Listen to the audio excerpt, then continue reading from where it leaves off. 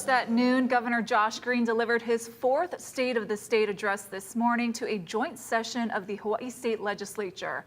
He shared his vision for what he hopes to accomplish in the coming years and how he plans to deal with federal funding cuts. In 2025, the federal government's severe cuts and other actions took $3 billion out of our state's economy, leaving us with an unforeseen budget shortfall.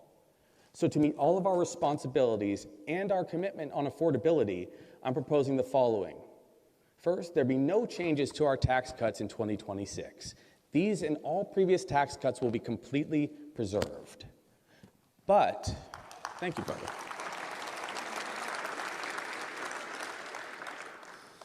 But that we pause the tax cuts planned for 2027 through 2029. Let me explain what this proposal will do. This proposal will bring back $1.8 billion for critical services. $600 million of that $1.8 billion I will propose we use for food security and child care needs. He also spoke about his priorities for housing, homelessness, healthcare, and more. We're going to have much more on the Governor's State of the State address online and on later editions of HNN. Meanwhile, on Capitol Hill, Senate Democrats are threatening to block a crucial vote to fund the Department of Homeland Security without additional restrictions on ICE. This comes after Saturday's deadly shooting of a U.S. citizen by federal agents. Erica Brown reports. In the wake of Saturday's fatal shooting of U.S. citizen Alex Preddy by federal agents in Minneapolis, President Trump announced that he spoke with Minnesota Governor Tim Walz Monday, saying the two leaders seem to be on a similar wavelength. We hope Governor Walz will do the right thing and continue to work with President Trump to keep the American people safe following their call this morning. According to a statement from Governor Walz's office, the president agreed to look into reducing the number of federal agents in Minnesota and working with the state in a more coordinated fashion on immigration enforcement regarding violent criminals. The White House shared some of what the president expects from local authority. Local police must assist federal law enforcement in apprehending and detaining illegal aliens who are wanted for crimes, especially violent crimes. Trump also posted that he's sending his so-called border czar, Tom Homan, to Minnesota, who will report to him. I know Tom. I worked with him for a number of years. I would hope that he would bring some light and some reasonable to this. Following Saturday's shooting, Senate Democrats and at least one independent are refusing to vote for a bill that would fund the Department of Homeland Security, and that could trigger another partial government shutdown at the end of the week. I can't vote for a bill that includes ICE funding under these circumstances. The Senate's 53 Republicans need the help of 7 Democrats or independents to keep the government open. Erica Brown, CBS News, Capitol Hill. Activists here on Oahu are rallying against ICE over the shooting deaths in Minnesota. Ali Iduklo has more. Organizers are calling this an emergency protest. Hundreds of them here along Ala Moana Boulevard demanding justice for Alex Preddy, who was shot and killed by ICE agents on Saturday in Minneapolis. This comes just weeks after Renee Good was also shot to death by immigration officers in the same city.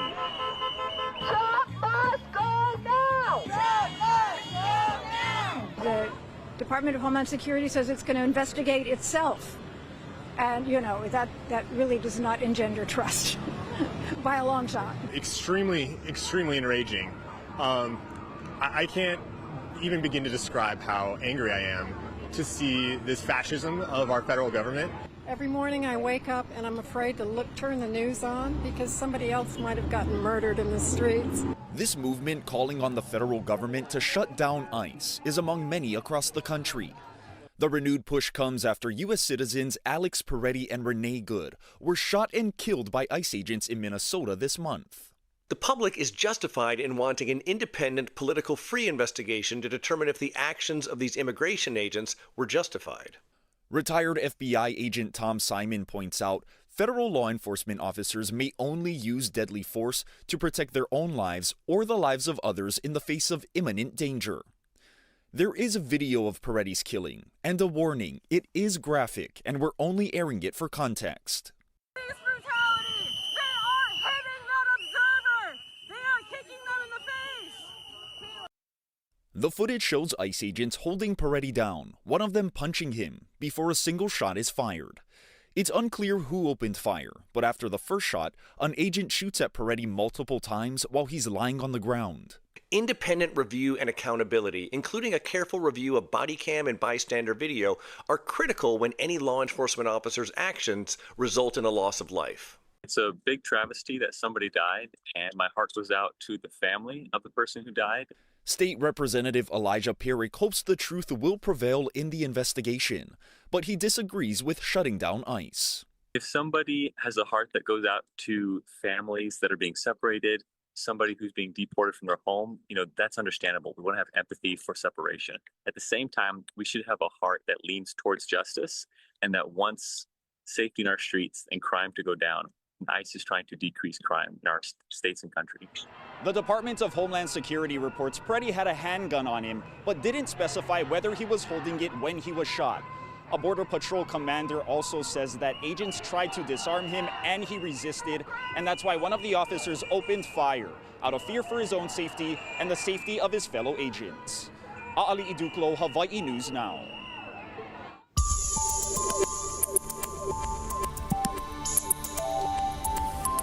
All right, well, happy Monday, everybody. Here's a quick look at our first alert radar and satellite. We gave you the first alert last week about an approaching very weak cold front. Let's just zoom in. Over the last couple of hours, most of the moisture has been falling over the windward side of Oahu as this front continues to move down closer to Maui County. Earlier today, we saw some windward showers for Kauai. A lot of the rainfall has actually been along the Mauka areas of the island, so along the thoroughfares like the Pali'ilike and H3. Some lighter rainfall moving in towards Waimanalo and Kailua out there. This front is actually expected to move closer to Maui County later this evening and then potentially bring some showers to Hawaii Island, but not as much rainfall as the western half of the state. We're watching another front that's going to develop off to the northwest of us going into the back half of this week. I'll give you the details on that coming up. Thank you, Drew. Happening now, hundreds of Kaiser Permanente workers have walked off the job. Healthcare workers, including nurses, are now on strike as they seek a new contract. Kaiser Permanente says its Moanalua Medical Center and all Hawaii medical facilities will remain open amid negotiations.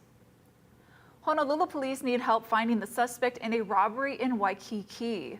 A woman was closing her food stand on Holomoana and Kahanamoku streets Saturday night when a man wearing a ski mask, gray hoodie, and jeans allegedly threatened her with a gun. He then fled toward the harbor with her fanny pack filled with cash. Call Honolulu Crime Stoppers if you can help. And fire investigators say a two-story building fire in Waikiki was caused by an incendiary device. The fire was reported at around 10:45 Saturday morning on Kuhio Avenue in Waikiki. No one was hurt and the fire did not spread to other buildings. It was put out just before noon. Damage is estimated at $75,000. A recent FBI rescue of 8 Oahu teens is shining a light on human trafficking in our state. Annalisa Burgos explains what you can do to help protect our keiki. January is National Human Trafficking Awareness Month, and nonprofits like Ho'olanapua are raising the alarm on the impact of social media on youth. People think the most dangerous neighborhoods are where trafficking exploitation occurs. It's that phone, it's that video game controller, that headset they have on. That's the danger. Nationally, the average age for a person's first sexual exploitation is 14 years old. But in Hawaii, that drops to 11. On Hawaii Island, victims are as young as 8 years old. Unfortunately, here in Hawaii, 3 out of 4 survivors know their trafficker or exploiter. It's not the white van mystery, it's not stranger danger, it's our own community because it's done slowly through the deceptive process of grooming. Advocates are urging parents and the public to look out for warning signs, such as sudden changes in behavior or isolation. Having an open dialogue with their kids, their youth, understanding who they're hanging out with, what they're doing, looking for those little changes, not just the big blow up, but seeing that little behavioral change of what's going on with my kid. Ho'olanapua is hosting a youth benefit concert this Saturday, January 31st at Cafe Kopi with Tavana. For more information, visit ho'olanapua.org. Annalisa Burgos, Hawaii News Now. Cleanup efforts are still ongoing after episode 41 of Kilauea's ongoing eruption sent widespread debris falling from the sky. Officials say Pele's hair and ash fell as far away as Hilo. Sienna Pelleton has more on the eruption aftermath. A vacation of a lifetime for Brian Matheson from British Columbia, Canada, who booked a trip to Hawaii to get out of the freezing cold. One of the most magnificent things that I've ever seen. Took as many photos as we could and just sort of took it all in. Lava fountain shooting almost 1,600 feet in the air caused chunks of volcanic rock to pelt the Kilauea summit and surrounding communities. You couldn't look up because it would hit you in the face. It was just raining down. It's the biggest one that we saw on this property. If you look behind around the property, you can see there are big chunks, 4, 5, 6 inches big. Many witnessed this for the first time, but not Sharon Pfaff and Randy Ashley, who both worked at the Hawaii Volcanoes National Park. A lot of people call rocks because it is kind of rocks. It's tephra or reticulite, which is very light, which is why it doesn't cause much damage. What you're seeing in the village right now has been going on since December of 24 when this first started. It's just the trade winds blow all this stuff mostly out into the desert. Yesterday we had the Kona winds and high light winds up high, which blew it all the way down onto this side, which we normally don't have. The enormous fountains lasted for about 8 hours before ending Saturday evening. Sunday morning, residents woke up ready to clean. It's a big cleanup job after, a couple hours of the downpour yesterday. Been living here about 13 years, gone through a lot of eruptions, and it's the first time this has happened to the village that I've ever seen. It was tied for second in terms of the amount of material coming out at the peak. USGS scientist in charge Ken Hahn says every episode produces buildup. It's just not falling on populated areas. It's just normally going into unpopulated places where it doesn't make a difference, right? It goes to the southwest, it stays within the park, and it goes down first through an area that nobody really goes in and then into wilderness areas. So it hasn't been really impacting people except for the small towns of Pahala, Nalehu, Ocean View. Air quality signs have been posted at the park. Officials say use your best judgment if you plan to visit. Sienna Pelleton, Hawaii News Now. Head on This Is Now, President Trump is pushing for a cap on credit card interest rates. What that means for those struggling with debt ahead. Plus this. The snow may have stopped, but the cold is here to stay. I'm Jared Hill to look at how people from New York to the Deep South are dealing with this blast of winter weather.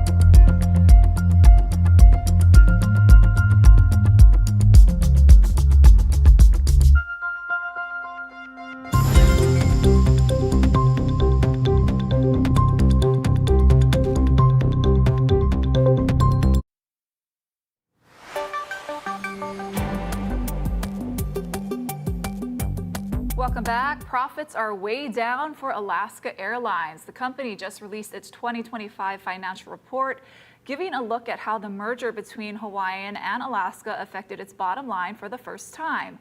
Alaska reported a net income of $100 million for the entire year of 2025.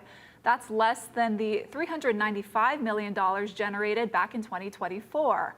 The merger cost Alaska some $193 million, which ate into its profits.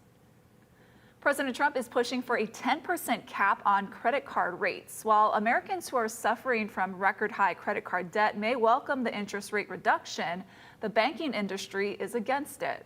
Maribel Gonzalez breaks down who could be the most impacted.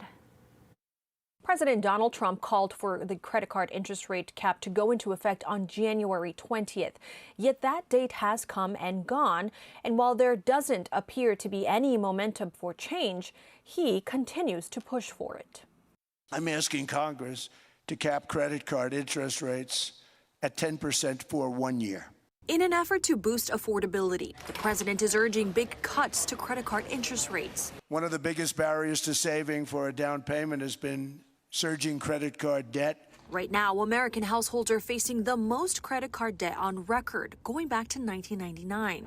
According to data from the Federal Reserve Bank of New York, outstanding credit card balances hit more than $1.2 trillion in the third quarter of 2025. The big benefit for anybody who has credit card debt is you'll just simply spend a lot less. Yet the banking industry says the president's proposal would make things worse. It would be an economic disaster. It would remove credit from 80% of Americans.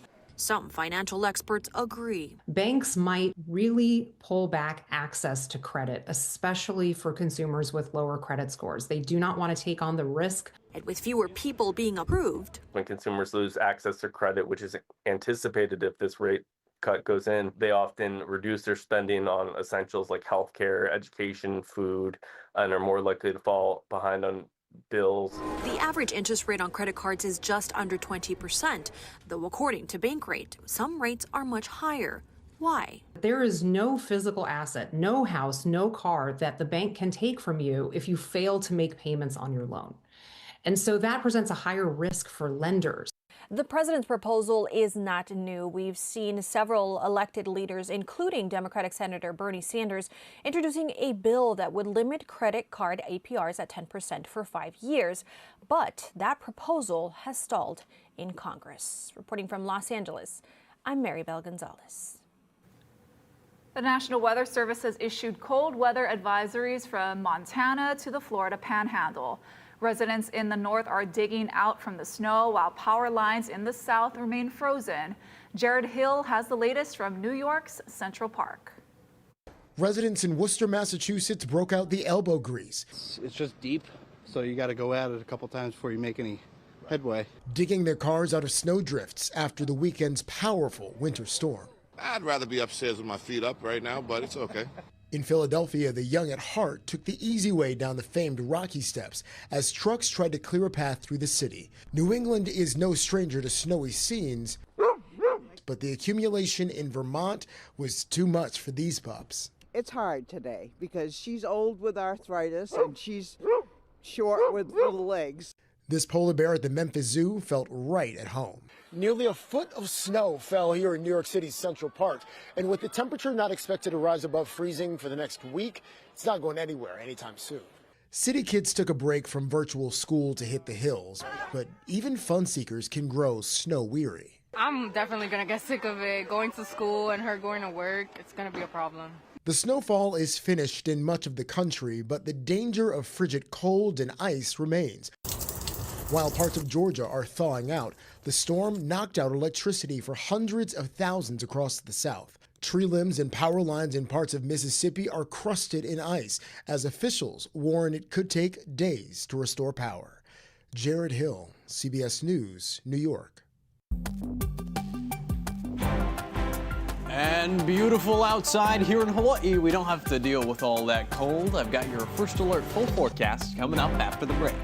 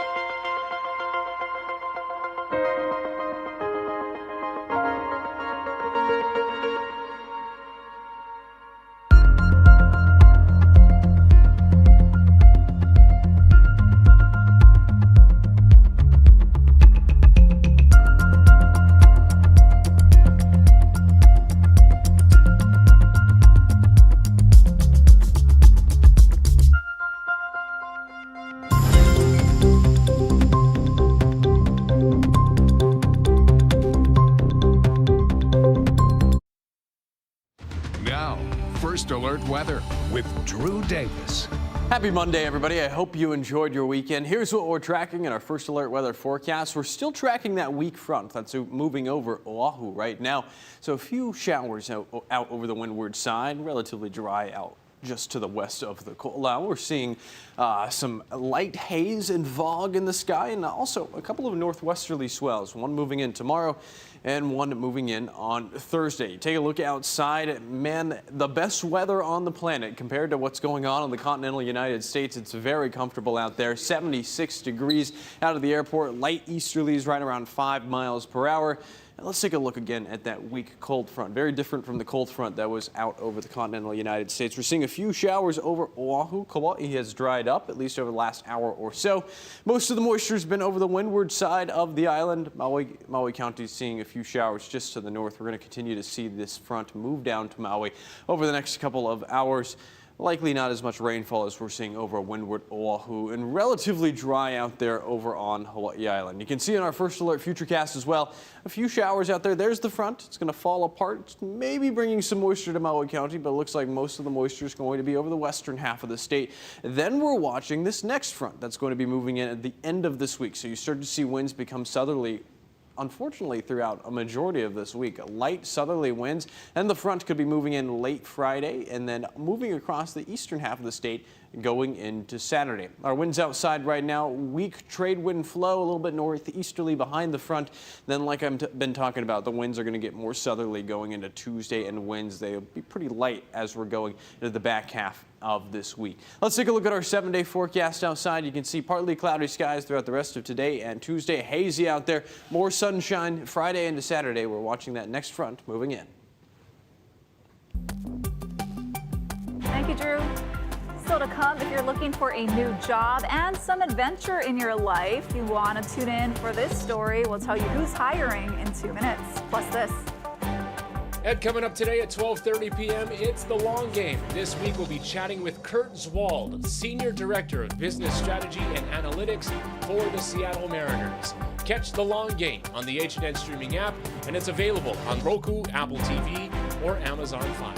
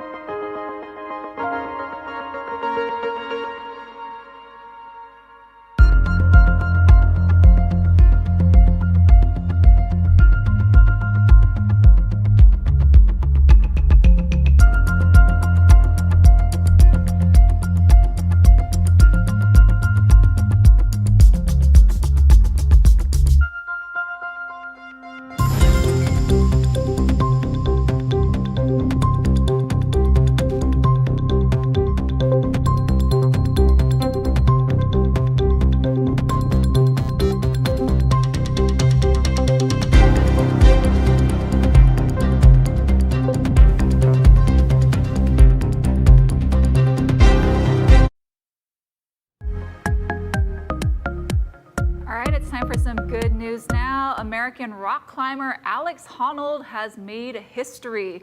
On Sunday in Taiwan, he became the first person ever to scale a 101-story skyscraper without any ropes or safety net. Now, the building, Taipei 101, is one of the tallest skyscrapers in the world, standing at 1,667 feet tall. The 40-year-old successfully reached the top after about 90 minutes. Netflix streamed Honnold's climb live as it happened. Did you watch it? No, I didn't. But I wonder how they handled that. What if something went wrong? Exactly. Would they just cut the feed? Oh my gosh, I know. Well, ever think of a career change? How about one that comes with the coldest commute on Earth? Antarctica is calling. The British Antarctic Survey is looking for people to help keep their research stations running. No science degree required. We need chefs, we need vehicle operators, we need boat handlers, we need mountaineers to help people move around safely. We need plumbers, we need joiners, we need builders, we need medics, we need a doctor. Housing and cold weather gear are included, and you'll work alongside scientists studying climate change, ice melt, and the continent's unique wildlife. And it's not a bad office view, with icebergs, glaciers, and snow stretching as far as the eye can see. Did you know, Ashley, one of the reasons I wanted to be a meteorologist was I wanted to go study like polar weather and Antarctic weather. There you go. Yeah, I went and I wanted to do like a research project there with Texas A&M, and then they did one after I graduated. Oh man. Yeah. Different weather out here though. Let's take a look at our 7-day forecast. Monday and Tuesday, really nice out there. Wednesday, Thursday, and Friday, more sunshine. Light variable winds, overall southerly flow. Another front moves in this weekend. Thanks for watching, everybody.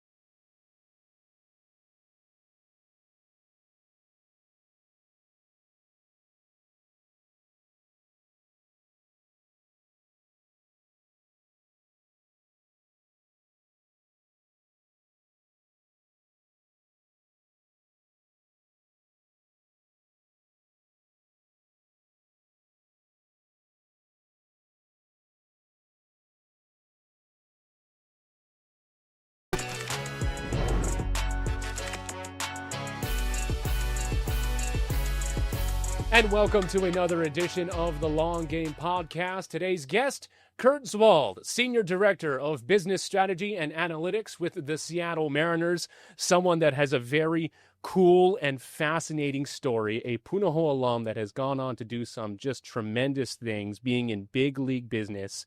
Recently hired with the Mariners. Prior to that, over a decade and a half with the Boston Red Sox. You've been part of 2 World Championships.